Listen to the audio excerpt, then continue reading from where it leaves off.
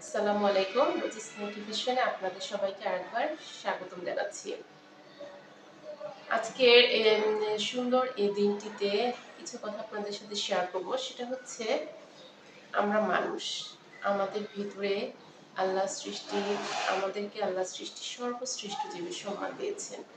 সে আদম আলাইহিস সালাম থেকে শুরু করে যত মানুষ পৃথিবীতে এসেছে সবাই কিন্তু সেই একই আদম আলাইহিস সালাম থেকে এসেছে।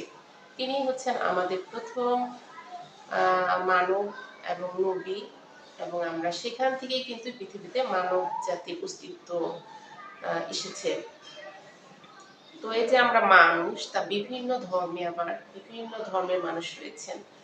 আমাদের যে প্রধান যে ৪টি ধর্ম হিন্দু, বৌদ্ধ, খ্রিস্টান, মুসলিম এছাড়া আরো অনেক ধর্ম আছে যেগুলো হয়তো আমরা জানিও না। তো বিভিন্ন ধর্ম আসলে সব ধর্মের মানুষই কিন্তু উপর এক আল্লাহকেই মানে। আল্লাহ এক এবং অদ্বিতীয়, তার কোনো শরীক নেই। তো যে এক একজন এক এক ধর্মের মানুষ এক এক নামে আল্লাহকে ডাকেন। আমরা হয়তো মুসলিম যারা আছি তারা আল্লাহ বলেন, অন্য ধর্মের লোক কেউ গড, ঈশ্বর, বিশ্ব ব্রহ্মাণ্ড এক এক নামে, ইউনিভার্স এক এক নামে কিন্তু আল্লাহকে স্মরণ করেন। তো বিজ্ঞানী থেকে শুরু করে অনেকেই কিন্তু আল্লাহ যে পৃথিবীতে আছেন তার একচ্ছত্র নিয়ন্ত্রণে নিয়ন্ত্রণে যে আমরা সবাই চলছি সেটা কিন্তু স্বীকার করে গেছেন। এরপরে আসে নাস্তিকের কথা, অনেকে আল্লাহকে মানে না, অনেকে আল্লাহকে বিশ্বাস করে না। তো সেইটা যুগে যুগে সব ধর্মের মধ্যে যেমন ভালো পাশাপাশি যেমন খারাপ থাকে তেমনি বিশ্বাসের পাশাপাশি অবিশ্বাসী লোকরাও থাকবে।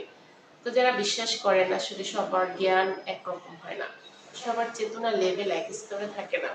কেউ একটা জিনিসকে ভালো চোখে দেখে, আবার সেই জিনিসটাকে আবার আরেকজনের কিন্তু তার দৃষ্টিতে উল্টা চোখে দেখে।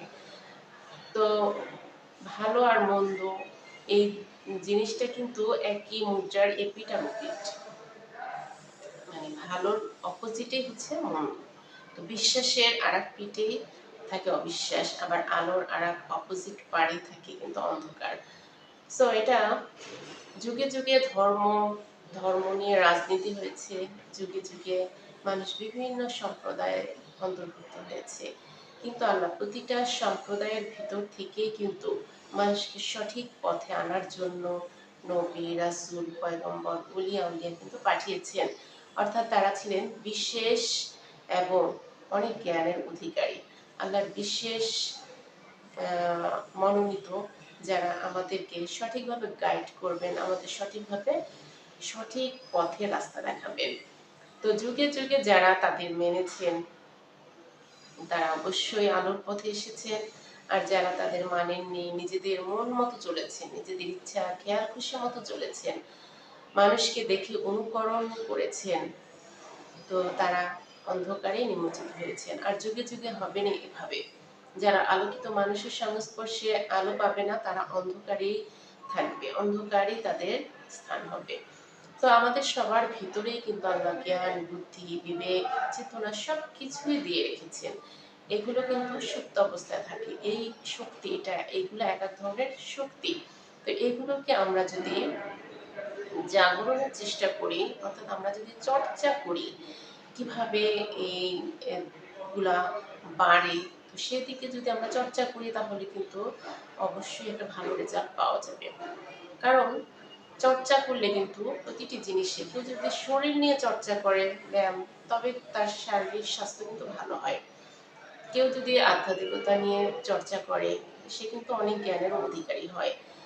তো এভাবে কেউ যদি রান্না নিয়ে চর্চা করে, বিভিন্ন এক্সপেরিমেন্ট করে, সে কিন্তু রান্নায় দক্ষ হয়ে ওঠে। কেউ যদি সেলাই কাটিং এগুলো নিয়ে এক্সপার্ট, এগুলো নিয়ে চর্চা করে, এগুলোর উপর থাকে, তাহলে কিন্তু সে সেই বিষয়ে দক্ষ হয়ে যায়। সো আমরা ন্যাচারালি দেখি যে যে যে বিষয়ে কেউ যদি শিক্ষকতা পেশায় থাকে সে কিন্তু শিক্ষাদানের মাধ্যমে আরো অনেক জ্ঞানের অধিকারী, অনেক এক্সপার্ট হয়ে যান। এই যে প্রতিটা সেক্টরে যে যে বিষয় দক্ষ সে সেই বিষয়ে কিন্তু প্র্যাকটিস করে চলেছেন। গৃহিণীরা কিন্তু সাংসারিক সমস্ত কিছুর কাজে তারা আগুনের পাশে অনেকক্ষণ থাকছেন, তারা প্রতিটা মানুষকে অবজার্ভ করছেন, প্রতিটা মানুষের কিন্তু খেয়াল রাখেন তারা। সো তাদের কিন্তু অনেক আম, আহ, বুদ্ধি, অনেক কিছু আসলে এখানে পরিবারে কাটাতে হলে লাগে। একটা চাকরির ক্ষেত্রে তাকে স্কিল লাগে, সেই স্কিল ব্যবহার করে হয়তো সে টাকা উপার্জন করবেন, কিছু সময় এবং শ্রম দিয়ে। কিন্তু একজন গৃহিণীকে কিন্তু অনেক বিষয়ে তার জ্ঞান থাকতে হয়। সবার স্বাস্থ্যের কথা, সবার সাথে কিভাবে কথা বলতে হবে, সবকিছু কিন্তু এই যে বাসায় থাকে যে গৃহিণী, তাদের কিন্তু সবকিছুর ভিতরে একটা ব্যালেন্স রাখতে হয়। কারণ এখানে বিভিন্ন রকমের মানুষ বসবাস করে। সো তাকে বিভিন্ন মানুষের সাথে ফেস করতে হয়, এবং খুব কাছের মানুষ, পরিবারের আপনজনেরাই তো কাছের। তো বিভিন্ন সেই আপনজন মানুষ কিন্তু এক একজন এক এক রকমের, সব মানুষ কিন্তু একরকম না। এটা একমাত্র যারা সংসারে থাকে, গৃহিণী থাকে, যারা পরিবারের সাথে বেশি সময় কাটায়, আসলে তারাই কিন্তু বুঝতে পারেন পরিবারের প্রত্যেকটি সদস্য। তো এখানে কিন্তু জ্ঞান লাগে, এখানে কিন্তু বুদ্ধি লাগে, এখানেও দক্ষতা লাগে। চাকরি ক্ষেত্রে যেমন লাগে তেমনি একজন হাউস ওয়াইফ তারও কিন্তু এই জ্ঞান বুদ্ধি লাগে। তো যার দক্ষতা, জ্ঞান, বুদ্ধি, বিবেক সব থাকবে, সে কিন্তু তার ফ্যামিলিতে আরো ভালো নিজের শ্রমটাকে, সময়টাকে এবং জ্ঞানটাকে দিতে পারবে। তো এই যে আজকে আম, বলছিলাম যে সে আদম আলাহিস সালাম থেকে শুরু করে যত মানুষ পৃথিবীতে এসেছে, সবাই কিন্তু এক আল্লাহর সৃষ্টি, এবং সবার ভিতরে কিন্তু জ্ঞান আছে। কিন্তু সেই জ্ঞানটাকে কেউ ডেভেলপ করে, আবার কেউ অন্ধকারে থেকে যায়। আজকে মূল কথা হচ্ছে সাধারণত এই জ্ঞান নেই। সো এই যে নলেজ, যেটাকে পাওয়ার বলা হয়, নলেজ ইজ পাওয়ার। তো যার ভিতরে জ্ঞান থাকবে, আলো থাকবে, তার পাশে অন্ধকার থাকবে না। আর যার ভিতরে জ্ঞান থাকবে না, তার ভিতরে, তার আশেপাশে, তার ভিতরে কিন্তু অন্ধকার থাকবে। তো অন্ধকার গুলা কি আর আলো গুলা কি, আমরা সেটা আজকে ক্লিয়ার হব।